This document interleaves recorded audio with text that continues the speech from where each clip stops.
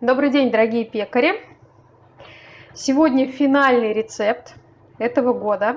И я его решила ознаменовать вот такой необыкновенной красотой. Это хлеб крылья ангела.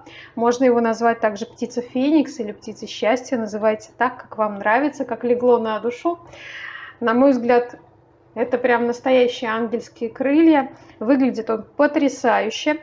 И я надеюсь, у вас в эти новогодние праздники на каникулах будет достаточно времени, чтобы освоить формовку, испечь этот хлеб и удивить всех своих дорогих друзей, гостей, родственников, порадоваться самим своим успехом. Делайте этот хлеб, размещайте в Инстаграм, отмечайте меня, делайте сторис, пишите комментарии. Очень интересно, что у вас получится. Ну а здесь такая непростая формовка. Я вам сегодня покажу все секреты, как обычно, ничего не утаю, все будет очень подробно и очень понятно. Ставьте лайк этому видео, чтобы другие тоже смогли освоить такой хлеб. Присоединяйтесь, подписывайтесь. Будем с вами продолжать печь в новом году и давайте приступать к этому необыкновенному рецепту. Для этого замечательного необыкновенного хлеба мы будем делать два теста, и понадобится мука пшеничная высшего либо первого сорта и пшеничная цельнозерновая мука. Нам понадобится также базовая пшеничная опара. Вот такая она прекрасная у меня. Сейчас вот самый пик, огромные пузыри, некоторые начали проваливаться. И чуть-чуть растительного масла, ну, конечно же, вода и соль. Это все наши ингредиенты. Давайте начинать замес. Для первого теста берем 80 граммов базовой пшеничной опары, 280 граммов холодной воды и 400 граммов пшеничной муки первого или высшего сорта, какой у вас есть. Замешиваем. Замесила первое тесто, пока оно такое комковатое. И нужно сейчас оставить его на аутолис на 40 минут. Тесто не должно быть слишком жидким. В этом хлебе довольно плотное тесто. Накрываю, оставляю на 40 минут. Делаем второе тесто. 40 граммов базовой пшеничной опары, 110 граммов воды, 10 граммов растительного масла, 100 граммов муки первого сорта пшеничной и 100 граммов пшеничной цельнозерновой муки. В это тесто сразу насыпаем соль 5 граммов. Это тесто будет плотное, поэтому лучше соль вмесить сразу. И плюс именно в этом варианте теста нам не требуется очень быстрое брожение, поэтому внесение соли сразу ему не повредит. Замешиваем. Я замесила второе тесто, оно заметно плотнее. И это тесто я оставлю на отлежку на 20 минут и домешу его до готовности. Через 15-20 минут домешиваем тесто до уже готового состояния. Оно плотное, очень легко замешивается. Тесто готово. Укладываю его в миску и оставляю при комнатной температуре на 40 минут. Прошло 40 минут. Смотрим на тесто. Оно стало тягучим. Аутолис прошел. Добавляем соль 8 граммов. И делаем замес вместе с солью. Соль должна полностью раствориться, поэтому замешиваем до состояния, когда пальцами перестаем ощущать соль. Замешивать можно разными способами. Можно отбиванием, можно растиранием. Технику отбивания я показывала. Оставлю ссылку в описании. Посмотрите. Я вас никогда не прошу. Я думаю, вы сами догадываетесь. Но сегодня попрошу. Поставьте лайк этому видео, чтобы больше домашних пекарей увидели этот рецепт. Ну все, замесила тесто. Сильно месить его не нужно. Оно стало эластичным, однородным, и этого достаточно. Накрываю крышкой и оставляю на 30 минут. Прошло 30 минут. Смачиваем поверхность стола. Смачивание стола позволяет исключить прилипание теста. Выкладываем тесто на стол и влажными руками делаем растягивание на максимально возможную поверхность. Эта операция называется ламинирование. Важно не порвать тесто. Мы подкладываем пальцы, ладони и тянем в стороны. После того, как мы тесто растянули, мы его сворачиваем рулетиком. Сворачиваем еще здесь рулетиком. И укладываем тесто на брожение, смазанную маслом мисочку. Оставляем еще на 30 минут. Через 40 минут нужно сделать обминку второму тесту. Можно сделать это в миске, можно на столе. Тесто плотное, позволяет с собой работать как угодно. Я прям такую активную сделаю ему обминку округления. И оставлю еще на 40 минут под крышкой при комнатной температуре. Через 30 минут делаем вторую обминку. Смачиваем руки и делаем растягивание и складывание. Можно это сделать на столе, можно прямо в миске. Вот эти огромные пузыри убираем. Поскольку тесто довольно плотное, его удобно обминать на столе. Укладываю обратно в миску, накрываю крышкой, оставляю еще на 30 минут. Еще через полчаса делаем еще одну обминку теста. Можно также на столе. Вытягиваю, складываю. Очень хорошее эластичное тесто. Большие пузыри лопаем, если они встречаются. Укладываем тесто в миску. И как раз сейчас пришло время сделать обминку и второму тесту. Заодно обомну его. Его прям так активно.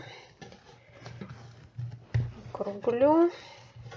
И оба теста я убираю в холодильник. Сейчас у меня 6 вечера до 10 утра, то есть на 16 часов. Я уберу их в холодильник на самую холодную полку, где у меня плюс 5. На следующий день достала тесто из холодильника. И нужно оценить его состояние. Оно холодное. Я, как и говорила, оставила на самой холодной полке. Если у этого теста есть большие пузыри, то его нужно обмять.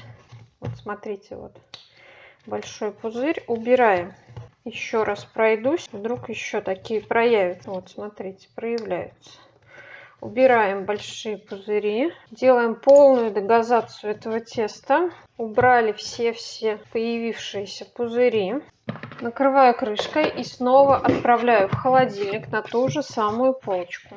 Беру первое тесто и сейчас его нужно будет поделить. Подпыляю на поверхность, делю на 2 части и сделаю предформовку. Убираем лишние пузыри, лопаются под руками. Вообще у этого хлеба должен быть однородный мякиш, поэтому большие пузыри старайтесь полопать. Сделала предформовку. Эти колобки оставлю на отлежку минут на 15. Приготовьте какое-то жесткое основание, либо разделочную доску, либо противень и несколько полотенец. Через 15 минут берем немного муки, переворачиваем нашу заготовку, делаем из нее небольшой овал, начинаем сверху и формуем так, как мы формуем батон. То есть берем пальцы большие, ставим и прижимаем. Снова заворачиваем и прижимаем, заворачиваем, прижимаем, заворачиваем. И на последнем подвороте прижимаем.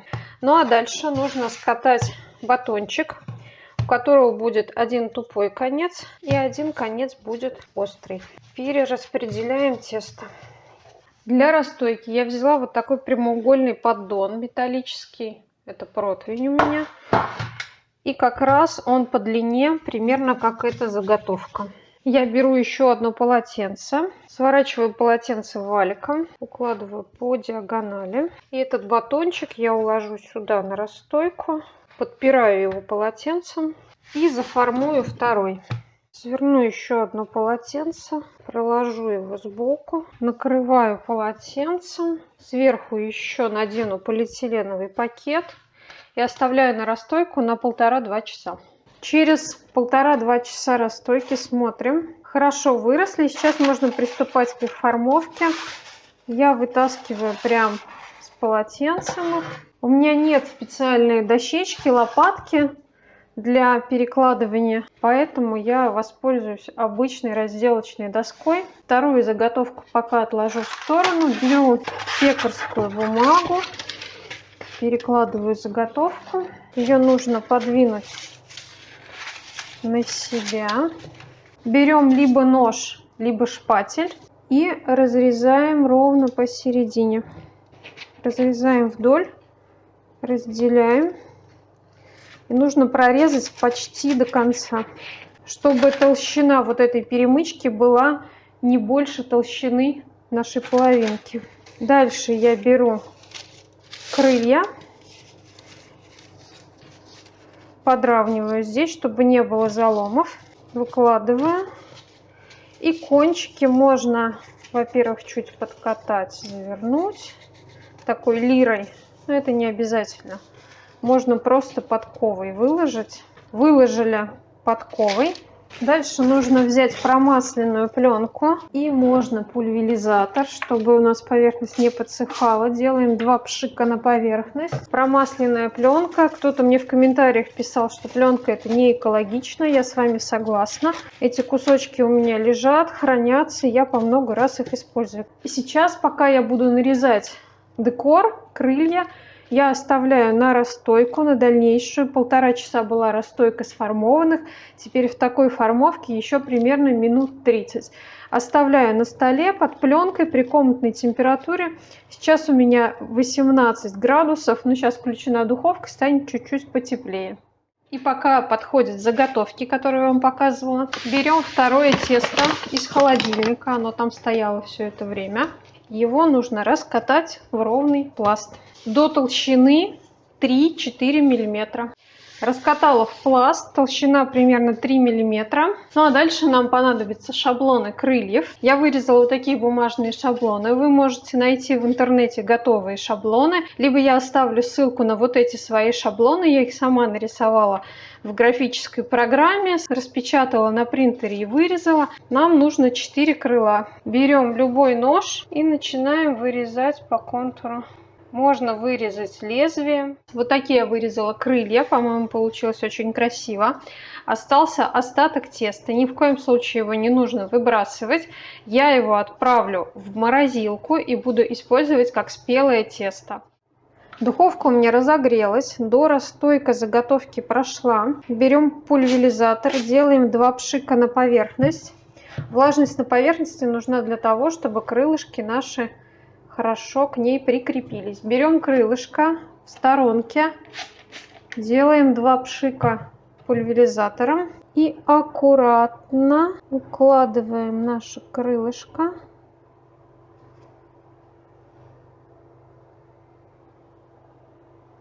Можно чуть-чуть его прижать руками, чтобы оно прикрепилось. Берем второе, делаем то же самое. Побрызгали из пульверизатора и выкладываем, стараясь сделать это симметрично. Уложили. Дальше нужно навести красоту. У меня вот такие заготовки. Я сама их нарисовала в графическом редакторе и вырезала из бумаги. Для вас я их выложу. Эти шаблоны оставлю ссылочку, вы сможете скачать. Ссылка будет в описании. Разложили перышки. Берем муку в ситечке и присыпаем, чтобы у нас был красивый рисунок на хлебе. И надо осторожно снять трафарет, чтобы не рассыпалась мука. Получилась вот такая красота. Духовка у меня уже разогрета на 230 градусов. Я поставила миску с кипятком на дно. Буду печь с пароувлажнением 15 минут.